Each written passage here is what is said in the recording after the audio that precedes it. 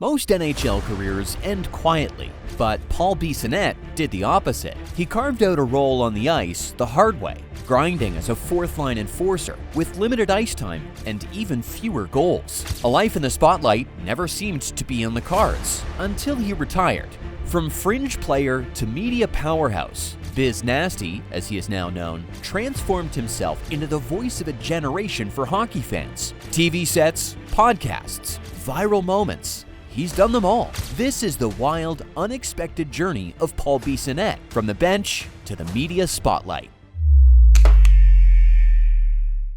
Paul Bissonnette grew up in Welland, Ontario, with a steelworker father and a mother who was a professor at Niagara College. Bissonnette was an avid Toronto Maple Leafs fan and dreamed of a professional hockey career. When he was 16, he took his first steps towards fulfilling that dream as he was drafted into the Ontario Hockey League to play for the North Bay Centennials, who would relocate and become the Saginaw Spirit. While with the Spirit, he was named captain, and teams began taking notice of his abilities, despite not being particularly prominent in his point scoring. A few months after his 18th birthday, he was drafted in the 4th round by the Pittsburgh Penguins in 2003. He continued to develop in the OHL with the Spirit before being traded to the Owen Sound Attack, where he finished his junior career.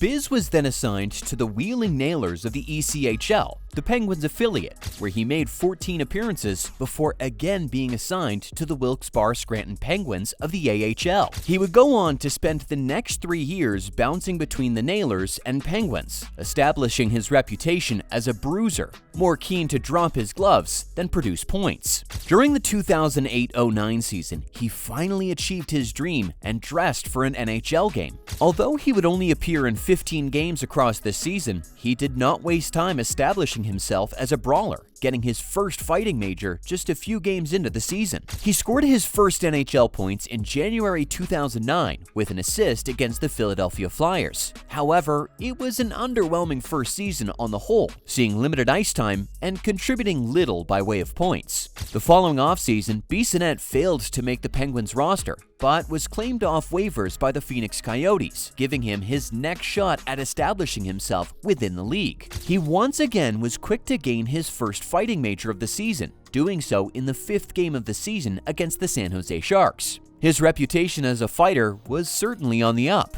He would make 41 appearances for the Coyotes in the 2009-10 season, contributing 5 points along with 117 penalty minutes, averaging almost 3 minutes in the sin bin per appearance. The rest of Biz's career would follow a similar trajectory, as he spent most of his time with the Coyotes as a healthy scratch. And when he did appear, he spent a large amount of that bullying opponents, fighting, or sitting in the penalty box. He embodied the goon role, relying more on his physical play style than his abilities with the puck. A politer way to put it is that Paul Bissonnette was the enforcer, which has become an increasingly rare thing in the modern game. Biz was, in a sense, the last of a dying breed. Teams saw value in his ability to stand up for his teammates despite his perceived lack of skill or contributions in the box score. He also gained a reputation as a hard worker, which kept him in the coach's good books, ultimately explaining why he was able to stay on an NHL roster for 6 seasons. His Coyote stint would end following the 2013-14 season,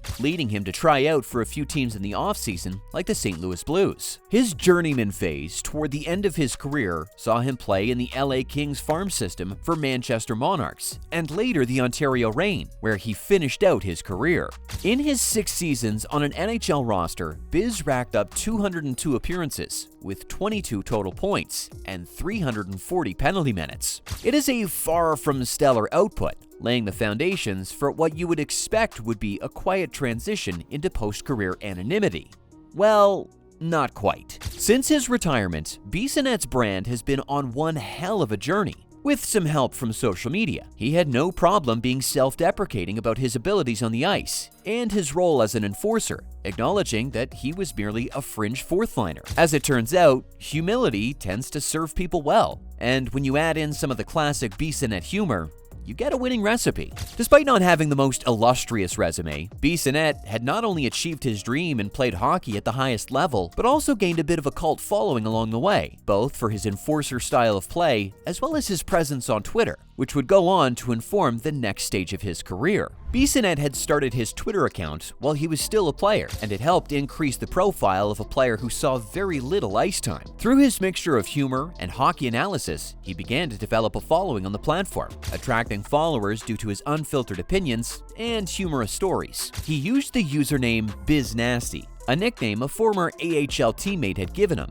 and used the name to develop a kind of exaggerated persona that proved popular with hockey fans. On the account, he would post stories about everything from his playing career to life on the road, and even his sex life, all while also providing hockey analysis. When he created his account, there weren't many athletes who had an active presence on social media, even less so offering candid opinions and humor, so it isn't difficult to see why people immediately took to the Biz Nasty account. Its success also likely was owed to the fact that Bissonnette was a fringe player who could easily have a laugh at his own expense, and was more willing to share stories of what life on an NHL roster is really like. But as is often the case for people who offer up an abrasive Twitter persona, controversy is easy to come by. Bissonnette certainly made enemies when he referred to Russian star Ilya Kovalchuk as a communist and told him to go back to the Soviet when Kovalchuk's contract was vetoed by the NHL. Another time, he shared a photo of a teammate in blackface for a Halloween costume, for which he later apologized. He has also gotten into feuds with hockey fans and fellow former players, including getting into testy exchanges with former AHL teammates. It was during this time that Bissonnette first started to develop a cult following amongst hockey fans, who saw his account as the perfect hybrid between hockey analysis and behind-the-scenes stories, all packaged up in the language of frat and hockey, culture, and humor. After all, controversy and drama is often a great way to build your follower base when it comes to life online. Not everyone is keen for the attention though, so when Bissonnette joined the Monarchs in 2014, he was ultimately forced to deactivate his Twitter account at the request of the Kings, as they felt it might attract negative attention. His fans were pleased to see him rejoin as soon as his retirement was official though. As it turns out,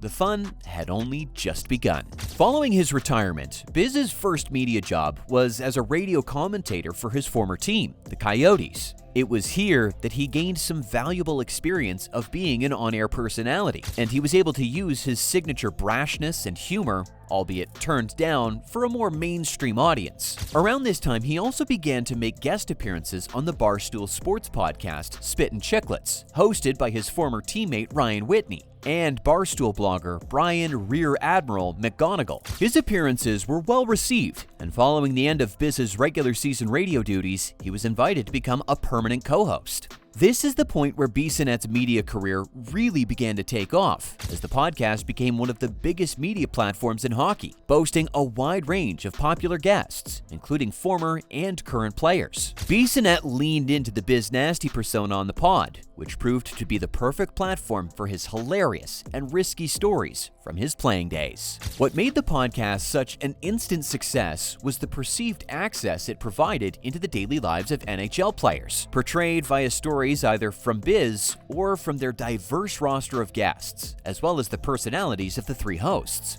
Listeners really felt like they were one of the gang. The podcast has also seen its profile boosted through smart marketing and brand partnerships such as the Pink Whitney vodka, which gives fans an easy way to support the podcast with their hard-earned dollars. The Spittin Chiclets podcast was instrumental in elevating Biz's mainstream reach, and he was soon getting work in advertisements for brands like Budweiser and DraftKings. Even the NHL saw his appeal as a personality, utilizing him in social media videos, which would have seemingly been unthinkable for a player of Biz's stature and his outspoken personality. As Spittin Chiclets continued to rise in popularity, going from a listenership of 60,000 in its early days to almost 500,000 by 2020, so too did the scrutiny it received. The podcast was at the center of some controversies, as some of the players who came on as guests made statements that resulted in their firing. One such example is when former player Jeremy Roenick appeared on the podcast and jokingly made a comment about sleeping with his coworkers, which forced him to resign as a TV analyst. There's also been controversy surrounding the use of language on the podcast, focusing on their tendency toward frat or off-colored humor that some have deemed offensive. Despite all of this, the podcast's audience numbers were only going in one direction, and Bissonnette's own public image was soaring alongside it. In 2021, Bissonnette was hired by TNT to join their analyst panel for NHL games, with the likes of Wayne Gretzky and Henrik Lundqvist, firmly putting him in the mainstream of hockey media and putting his big personality in front of a national audience several nights a week. His first season as an on-air talking head was a success, as he proved himself to have wide appeal and managed to thrive alongside some of hockey media's biggest names. While he may not be able to be the same unfiltered storyteller he is on the podcast, he has managed to stay true to himself, combining humor with serious hockey analysis. Paul Bissonnette has made it to the big leagues. Bissonnette's success within hockey media is easy to understand, as he provides a different profile to those who have typically held spots in prestige broadcast studios. His raw personality and humorous storytelling style clearly appeal to NHL fans, as to them, he embodies the stereotypical hockey bro who isn't afraid to chirp other fans and make bold statements. He is both brash but likable, making him an easy choice for mainstream hockey legacy outlets such as TNT and the NHL media team, who have been smart to take a chance on him as the face of their content. Although Bissonnette has gained a legion of devoted fans for his various work across social media, podcasting, and punditry, it's clear that the attitude that made him such a menace on the ice has not completely left him yet. In November 2024, Biz was in the headlines once again, but this time as a victim at a restaurant in Scottsdale, Arizona. Reportedly, an altercation had started, and Bissonnette stepped in to try and calm things down. Unfortunately, that didn't go too well for him. Bissonnette told Fox News, "I said, listen guy, if you keep harassing and assaulting the staff, we're gonna go outside and have some problems." The minute that left my mouth, the guy starts swinging, and the next thing you know, 4 guys start swinging at me. I ate 3 kicks, 1 in the neck, 2 in the head. Was able to get up, and at this point now, I have no shoes on. I got my pants, no shirt. I'm finally able to run into CVS, and they didn't come into CVS. Thankfully, the cops were called right away. 4 of the men would later be indicted for aggravated assault in March 2025. Bissonnette, still benefiting from the grit and toughness of his playing career, was back in the booth for TNT just a couple days later. Whatever anyone thinks of him, Paul Bissonnette has proven that he is very much part of the new establishment in the world of hockey media, and today is one of the most recognizable personalities in the NHL world.